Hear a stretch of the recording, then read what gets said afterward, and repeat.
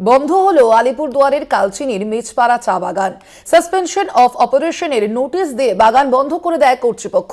বেতনের দিনে বাগান বন্ধ হওয়ায় হতাশ হয়ে পড়েছেন শ্রমিকরা। কথা বলবো, ফোন লাইনে রয়েছেন প্রতিনিধি অজয় শাহ। অজয়, ঠিক কি কারণে বন্ধ করে দেওয়া হলো এই চা বাগান? কি বলছেন এ বিষয়ে শ্রমিকরা এবং বাগান কর্তৃপক্ষ? দেখো সোনালী, উত্তরের আরেকটি চা বাগান কিন্তু আজ বন্ধ হয়ে গেছে আলিপুরদুয়ার জেলার মেচপাড়া চা বাগান। এতে কিন্তু বাগানের প্রায় 1300 শ্রমিকের ভবিষ্যৎ অনিশ্চয়তায় পড়েছে। আর সকাল থেকে কিন্তু বাগানের শ্রমিকরা বাগানে কাজ করতে এসেছিলেন, বাগানের কাজে যোগদান দেন, কিন্তু দেখা যায় বাগানের ম্যানেজমেন্টের তরফে কেউ নেই।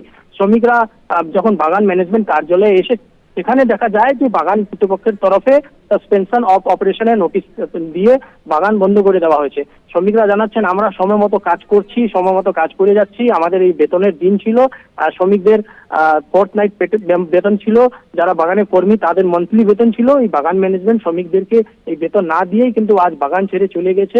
এটা খুবই অনিশ্চয়তায় পড়েছে সমস্ত শ্রমিকরা।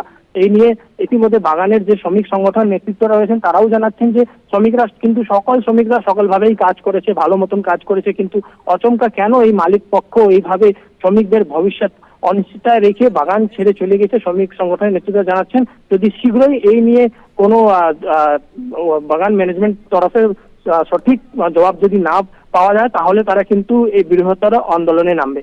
সোনালী, ধন্যবাদ তোমায়। আমরা কথা বলছিলাম, ফোন লাইনে ছিলেন প্রতিনিধি অজয় শাহ।